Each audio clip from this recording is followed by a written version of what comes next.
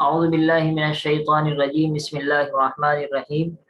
یہ سورہ مطففین ہماری شروع ہوئی ہے، اس کا ترجمہ سورہ تطفیف ہے، کیونکہ تطفیف مطففین سے نکلا ہے اور مطففین کا لفظ اس میں استعمال ہوا ہے، اس وجہ سے اس کو سورہ تطفیف بھی کہتے ہیں، سورہ ویل للمطففین بھی کہتے ہیں۔ اور بعض علماء عبداللہ بن مسعود رضی اللہ تعالیٰ عنہ وغیرہ فرماتے ہیں کہ یہ مکہ مکرمہ میں نازل ہوئی، لیکن دوسرے بعض علماء حضرت اکرمہ، حضرت عبداللہ بن عباس کہتے ہیں کہ یہ مدینہ میں نازل ہوئی۔ بعض مرتبہ ایسا ہوتا ہے کہ علماء کہتے ہیں کہ مکہ میں نازل ہوئی، بعض دوسرے علماء کہتے ہیں مدینہ میں نازل ہوئی۔ تو اس صورت کے بارے میں عبداللہ بن عباس تو یہی کہہ رہے ہیں کہ مدینہ میں نازل ہوئی، چنانچہ یہ آپ کے سامنے جو گلابی کلر میں لکھا ہوا ہے، لما قدم النبی صلی اللہ علیہ وسلم المدینہ، جب نبی صلی اللہ علیہ وسلم مدینہ میں تشریف لائے، کانوا من اخبث الناس کیلا، تو یہ لوگ ناپ تول بہت کم کیا کرتے تھے، لوگوں میں سب سے زیادہ گڑبڑی ناپ تول میں کیا کرتے تھے۔ تو اللہ تعالیٰ نے ان لوگوں کی اصلاح کے لیے یہ سورت نازل کی، ویل للمطففین، اور اس میں ان کو لوگوں کو تنبیہ کی کہ ناپ تول میں کمی مت کیجیے بلکہ پورا پورا کیجیے۔ فحسنوا الکیل بعد ذلک، چنانچہ مدینہ والوں نے اس کے بعد ناپ تول بہت ہی اچھا کیا۔ آج تک مدینہ کا ناپ تول مشہور ہے کہ کبھی بھی مدینہ کا رہنے والا کوئی ہمارا جیسا وہاں جا کر رہنے لگے تو وہ تو گڑبڑ کر سکتا ہے، لیکن جو اصل مدینہ منورہ زادہ اللہ شرفا ووفقنا بحضورها عاجلا کا ہوگا، وہ یقیناً بڑھا کر دیتا ہے، کبھی کم نہیں دے سکتا۔ یہ ہے قرآن کریم کی برکت اور یہ ہے قرآن کریم پر عمل۔ تو یہ سورہ ویل للمطففین کا شان نزول بیک گراؤنڈ تھا جو آپ کے سامنے بیان کیا۔ تو اللہ تعالی نے شروعات ہی لفظ ویل سے کی ہے، اس میں خالی ناپ تول میں کمی کرنا اصل مراد نہیں ہے، یعنی لفظ تو یہی ہے، مطفف کہتے ہیں ناپ تول میں کمی کرنا۔ اسی وجہ سے علماء نے لکھا ہے کہ اس میں 10 طرح کے لوگ شامل ہیں، وہ میں ڈیٹیل تو نہیں بتا سکتا، ہمارے والد صاحب کی جو آسان تفسیر ہے لکھی ہے وہاں پر یہ ڈیٹیل، لیکن ایک بات یاد رکھے، کسی کا حق نہ دینا بس یہ تطفیف ہے، اور وہ ہر آدمی اس آیت میں داخل ہو جائے گا۔ مثال کے طور پر آپ جاب کرتے ہیں، آپ کا مالک یہ چاہتا ہے کہ آپ 8 گھنٹے کام کریں، اگر آپ 7.5 گھنٹے کام کرتے ہیں تو آپ نے آدھا گھنٹہ اس کا حق مارا، تو یہ بھی تطفیف ہے۔ مثال کے طور پر کوئی آدمی 1 کلو پھل لینے کے لیے گیا، اس نے 950 گرام دیے، یہ تو تطفیف ہے، یہ سب دنیا جانتے ہیں۔ آپ کے پاس کسی نے کوئی چیز رکھی اور آپ نے اس کو استعمال کرنا شروع کر دیا، حالانکہ اس کی اجازت نہیں تھی، یہ بھی آپ نے اس کا حق مار لیا۔ یہاں تک کہ اگر آپ کو کوئی چیز استعمال کرنے کے لیے دی، لیکن وہ استعمال کرنے کے لیے دی تھی کہ ایک آدھی مرتبہ استعمال کر لے، آپ نے ضرورت سے زائد اس کو استعمال کرنا شروع کر دیا، تو یہ بھی تطفیف ہے، کیونکہ آپ نے اس کا حق مار لیا۔ تو کہیں بھی کسی کا حق اگر مار رہے ہیں تو سمجھے تطفیف ہے، اور اللہ محفوظ فرمائے وہ ہلاکت کے اندر آ جائے گا۔ میں نے آپ کو کوئی بات بتلائی، امانت میں آپ نے خیانت کر دی، وہ بھی ایک طرح کا حق مار لیا آپ نے، کیونکہ میرا حق یہ تھا کہ آپ میری بات نہ آگے بتلاتے، کیونکہ میں نے آپ سے کہا تھا کہ میری بات آگے مت بتانا۔ تو کسی کا حق پورا نہ دینا اور کسی کا حق مار لینا یہ تطفیف ہے، اور خاص طور پر تجارت میں اور بزنس میں یہ ہوتا ہے، اور آج کے دور میں تو بہت زیادہ ہوتا ہے۔ آپ کسی نوکر کو مزدور کر لے کر آتے ہیں اور اس سے طے ہوتا ہے کہ آپ 8 گھنٹے کام کریں گے، لیکن وہ بیچارہ مجبور ہوتا ہے، اس سے کہتے ہیں چل بھائی چل آدھے گھنٹے اور کام کر، تب تجھ کو پیسے دوں گا۔ تو آپ نے اس سے 8.5 گھنٹے کام کروایا، حالانکہ پیسے 8 گھنٹے کے طے ہوئے تھے، تو آپ نے اس کا حق مارا ہے۔ اس کا صحیح طریقہ یہ ہے کہ آدھے گھنٹے کو اس کو پیسے دیے جائیں۔ اور اگر اس کا برعکس ہے کہ مزدور 7.5 گھنٹے کام کرتا ہے اور اس نے آپ کا حق مارا، تو اس کا طریقہ یہ ہے کہ وہ آدھے گھنٹے کے پیسے گھٹوائے اپنے۔ تو یہ بہت ہی اہم آیت ہے جو ہماری پوری زندگی کے معاملات کو سدھارنے کے لیے کافی ہے۔ اور اللہ تعالیٰ نے لفظ ویل کہا ہے، ہلاکت ہے، بربادی ہے، خرابی ہے، شروع ہی میں کہہ دیا۔ تو دیندار بننے کے لیے یہ چیزیں بھی ضروری ہیں، خالی نماز پڑھنے سے اور تسبیح پڑھنے سے آدمی پورا اسلام پر عمل کرنے والا نہیں بن پاتا۔ تو ہلاکت ہے ان لوگوں کے لیے جو کہ ناپ تول میں کمی کرتے ہیں۔ تو آیت کا مطلب تو یہی ہے ناپ تول میں کمی کرتے ہیں، لیکن یہ چیزیں اس کے اندر داخل ہو جائیں گی، یہ فرق ہے دونوں میں۔ کبھی آپ تفسیر ہی وہ کرنی شروع کر دیں، وہ تفسیر نہیں ہے، وہ بات میں اس سے نصیحت نکلتی ہے۔ الذین اذا اکتالوا، کہ جب وہ لوگوں سے ناپ کر لیتے ہیں، یعنی جب اپنے لینے کا نمبر آتا ہے یستوفون، پھر تو پورا پورا مانگتے ہیں۔ وَإِذَا كَالُوهُمْ، اور جب کسی کو ناپ کر دیتے ہیں، او وزنوہم، یا دوسروں کو وزن کر کے دیتے ہیں، یخسرون، تو اب گھٹا گھٹا کر دیتے ہیں۔ سب کا یہی حال ہے آج کے دنیا میں، سب لوگ اس وجہ سے پریشان ہیں کہ خود تو کوئی حق دینے کے لیے تیار ہے نہیں، اور دوسروں سے حق کیا بلکہ حق سے بڑھ کر مانگنے کے لیے تیار بیٹھے ہیں۔ اسی وجہ سے پوری دنیا میں سکون نہیں ہے، جو بھی اس بات پر عمل کرے گا۔ اور اگر سب لوگ یہ طے کر لیں مجھے دوسرے کا حق دینا ہے، تو سب کو سکون ہو جائے گا، کیونکہ ہر آدمی دوسرے کی فکر میں رہے گا مجھے اس کو حق دینا ہے۔ تو یہاں پر بھی اسٹوڈنٹ اگر ہے تو ٹیچر یہ سوچے ان کو مجھے پورا دینا ہے، علم پورا دینا ہے۔ اسٹوڈنٹ یہ سوچے کہ ہمیں استاد کا پورا ادب کرنا ہے، یا پورا اس کو وقت دینا ہے، اس کی اہمیت رکھنی ہے، تو اس طریقے سے یہ بات پوری ہو جائے گی۔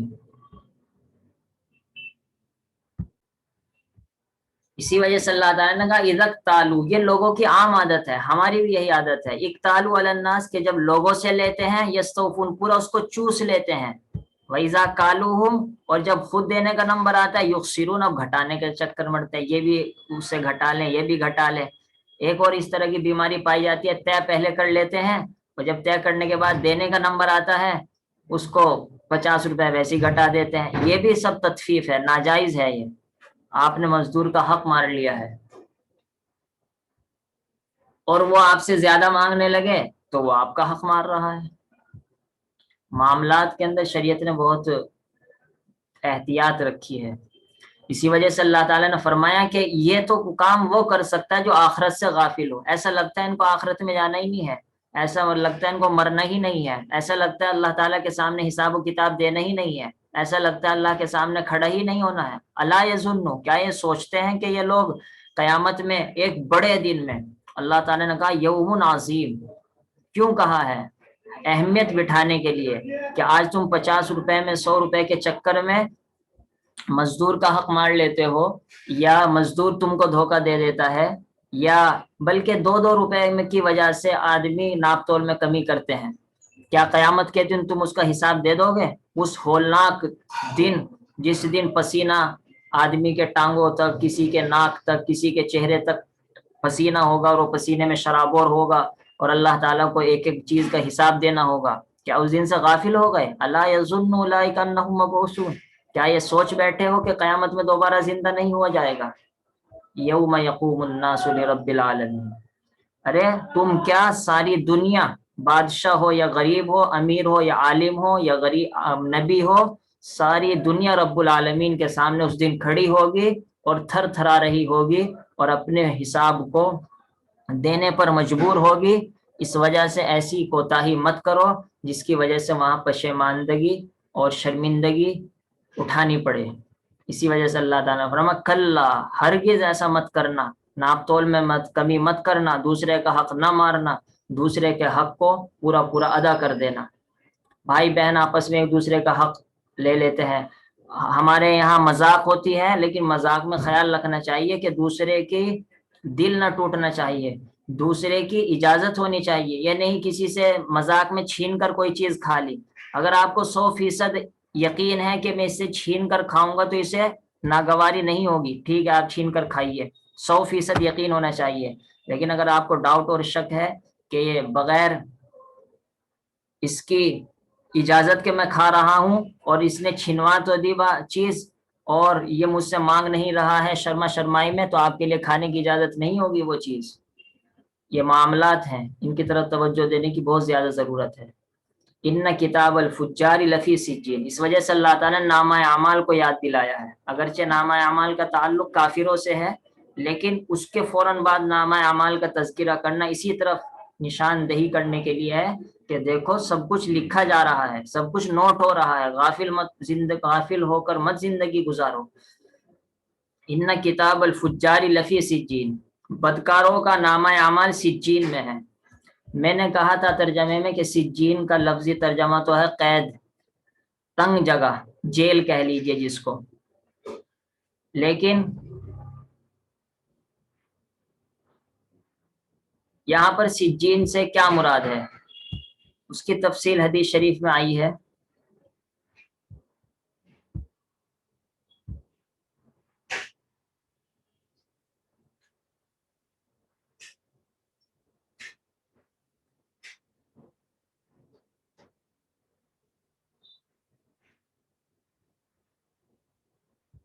یہ آپ کے سامنے تفسیر ابن کثیر ہے،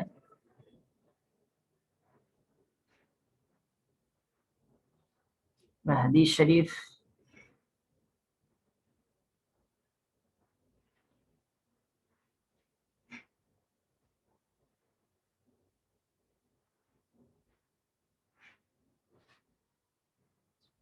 یہاں پر انہوں نے نقل نہیں کی۔ اس کا خلاصہ یہی ہے کہ حدیث شریف کے اعتبار سے کہ سجین ایک جگہ ہے جو ساتوں آسمان، ساتویں زمین کے نیچے ہے۔ تو کافروں کے نامہ اعمال اس جگہ پر رکھے جاتے ہیں۔ تو سجین ایک جگہ کا نام ہے جو کہ ساتوں زمین کے نیچے ہیں، اس جگہ میں کافروں کے نامہ اعمال رکھے جاتے ہیں۔ اتنا تو یہاں پر یہ لکھا ہوا ہے، دیکھیے کہ اللہ تعالیٰ فرماتے ہیں کافر کی روح کے بارے میں، بلکہ کافر کی روح بھی اور کافر کا نامہ اعمال دونوں کے دونوں سجین میں رکھے جاتے ہیں۔ اور سجین ہی تحت الارض السابعہ، کہ وہ ساتویں زمین کے نیچے ایک جگہ ہے، تنگ جگہ ہے، اس کا نام سجین ہے۔ وہاں پر کافر کی روح بھی رکھی جاتی ہے اور وہاں پر کافر کا نامہ اعمال بھی رکھا جاتا ہے۔ یہ اصل سجین ہے۔ اور کتاب و مرقوم جو قرآن میں کہا گیا کہ وما ادراک ما سجین، سجین پتہ بھی ہے کیا ہے، یعنی وہ جیل، تنگ جگہ کیا بھی ہے، کچھ پتہ بھی ہے؟ تو اس کا جواب نہیں دیا۔ امام بغوی نے یہ کہا ہے کہ کتاب و مرقوم کا تعلق اصل نامہ اعمال سے ہے، کہ جو تمہارا نامہ اعمال تیار ہو رہا ہے وہ نامہ اعمال لکھا ہوا ہے، اس میں کوئی کمی نہیں ہوگی، نہ اس میں کوئی زیادتی ہوگی۔ جو تم لکھ رہے ہوگے، جو تم کر رہے ہوگے، وہ جو کا تو لکھا جائے گا اور کل قیامت کے دن تمہارے آنکھوں کے سامنے پیش کر دیا جائے گا۔ یہ تو تفسیر جب ہے جب کہ ہم کتاب و مرقوم کا ترجمہ کریں گے، وہ کتاب ہے جو لکھی ہوئی ہے، یعنی نامہ اعمال ایک کتاب ہے، ایک رجسٹر ہے، ایک کاپی ہے جو لکھی ہوئی ہے۔ اور جو عبداللہ بن عباس نے اس کا ترجمہ کیا ہے، تفسیر بیان کی ہے، مرقوم کا مطلب ہے مہر لگائی ہوئی ہے۔ مہر لگانا پہلے ہوتا تھا، جیسے کوئی بوتل ہے، بوتل میں شراب بھر دی تو اس کے اوپر اس کی ڈاٹ لگا دیا کرتے تھے، ڈاٹ لگانا ہی مہر ہے۔ وہ ڈاٹ ایسی ہوتی تھی کہ اگر اس کو کوئی کھولے بیچ میں تو پتہ لگ جاتا تھا کہ کسی نے اس کو بیچ میں کھول رکھا ہے۔ تو ڈاٹ لگانا مہر لگانا ہوتا ہے، اسی کو مہر لگانا کہتے ہیں۔ اسٹامپ کو مہر نہیں کہتے، اسٹامپ لگانے کو مہر کہتے ہیں، لیکن یہاں پر مہر لگانے سے وہ مراد نہیں ہے۔ تو گویا کہ نامہ اعمال کو باندھ دیا جائے گا اور اس کے اوپر ڈاٹ لگا دی جائے گی، کوئی ایسا جگاڑ کر دیا جائے گا جس میں کچھ کمی زیادتی نہیں ہو سکتی۔ اور پھر جب آدمی دوبارہ زندہ ہوگا اس وقت اللہ تعالیٰ بالکل سامنے ظاہر کر دیں گے کہ دیکھ تیرا نامہ اعمال ہے، اس میں نہ کچھ کمی ہوئی نہ زیادتی ہوئی، کو ہم نے اس میں مہر لگا دی تھی، یعنی ڈاٹ لگا دی تھی، اس کو سیل بند کر دیا تھا، جس کو آج کے دور میں سیل بند کہتے ہیں، یہ تیرے سامنے